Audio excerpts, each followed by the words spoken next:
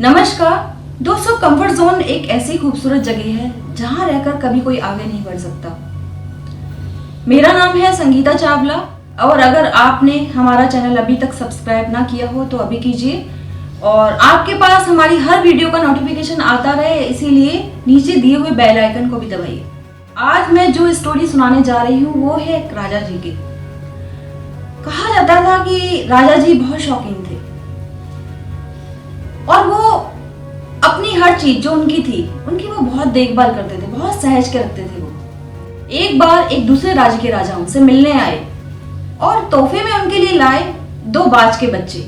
कहा जाता था कि वो बाज के बच्चे बहुत ही यूनिक थे, बहुत ही रेयर ब्रीड के थे और वो कहीं कहीं देखने में मिलते थे। उस तोहफे को पाकर राजा बहुत ही खुश हुए और उनकी देखभाल के लिए उन्होंने एक स्पेशल आदमी को, जिसका नाम था रामदास, उसको रख दिया जो कि उनकी देखभाल कर सके और उनको ग्रो करने में मदद कर सके। उसके बाद वह राजा अपने दूसरे कामों में लग गए और बिजी हो गए और अचानक ही एक बार उनको ख्याल आया कि मेरे वो बाज के बच्चे अब बड़े हो गए होंगे। ये सोच के वो वहां गए जहां पर उन बाज के बच्चों को रखा हुआ था और रामदास से भी मिलने गए जो इसकी देखभाल करता था। राजा ने रामदास से पूछा कि बाज के बच्चों का क्या हाल है।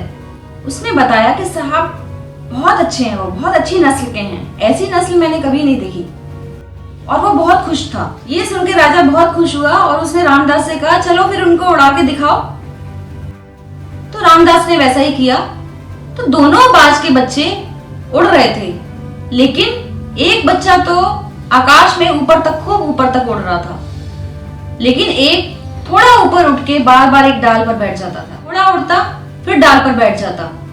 ये देख के राजा बहुत हैरान हुआ और उसने पूछा कि ऐसा क्यों? ये दोनों बच्चे एक ही साथ आए और एक ही साथ बड़े हुए और एक ही नस्ल के हैं, तो फिर इतना डिफरेंस क्यों है? उसने राजा जी से कहा कि पता नहीं इस बाज की क्या प्रॉब्लम है, बार बार ये ऊपर उड़ता है और फिर इसी डाल पर आकर बैठ जाता है, बार बार ऊपर उठता है फिर इसी डाल पर आकर बैठ जाता है, पता नहीं इसकी प्रॉब्लम क्या है। तो ये सुनकर राजा थोड़ा परेशान हुआ और उसके लिए ये चिंता का विषय बन गया। तो राजा जी ने पूरे राज्य में ये ऐलान कर दिया जो व्यक्ति इस बाज के बच्चे को ऊंची उड़ान भराएगा उसको मुंह मांगा इनाम मिलेगा और धन से माला माल कर दिया जाएगा।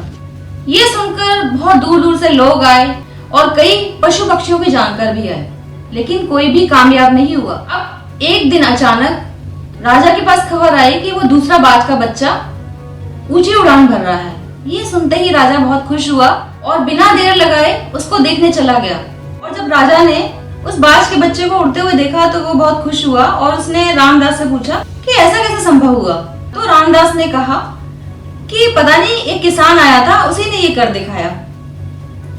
ये सुनकर राजा ने उस किसान को राज दरबार में बुलाया, बहुत उसका आदर सत्कार किया और उसको सोने चांदी हीरे जवाहरात से लाद दिया और अब उससे पूछा अब ये बताओ कि कोई भी इस काम को कर नहीं पाया, लेकिन तुमने ये कैसे कर दिखाया, कैसे उस बच्चे को उड़ान भरवा पाए तुम?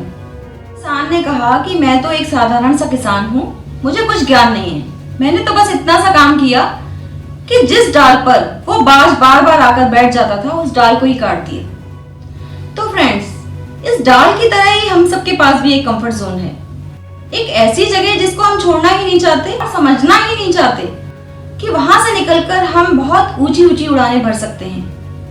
कई बार तो हम लोग ऐसी जगह पे स्टक होते हैं जैसे कि हमारा शहर, हमारा ऑर्गेनाइजेशन, हमारा ऑफिस, जहां हम लोग अपना पूरा पोटेंशियल दिखा ही नहीं पाते, लेकिन वहां पर हम लोग इतने कंफर्टेबल होते हैं कि उसे छोड़ ही नहीं पाते और हमारी ग्रोथ रुक जाती है, हम आगे बढ़ ही नहीं पाते। ऐसा ही कुछ एक कवि हैं अयोध्या सिंह हरिओद, उन्होंने भी अपनी कविता में कहा है, लोग यूं ही है झिझकते सोचते जबकि उनको छोड़ना पड़ता है घर, किंतु घर का छोड़ना उनका उन्हें बूंद लो कुछ और ही देता है घर।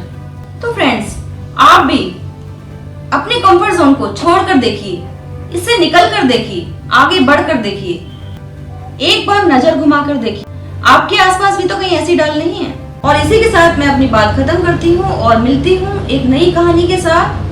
Thank you.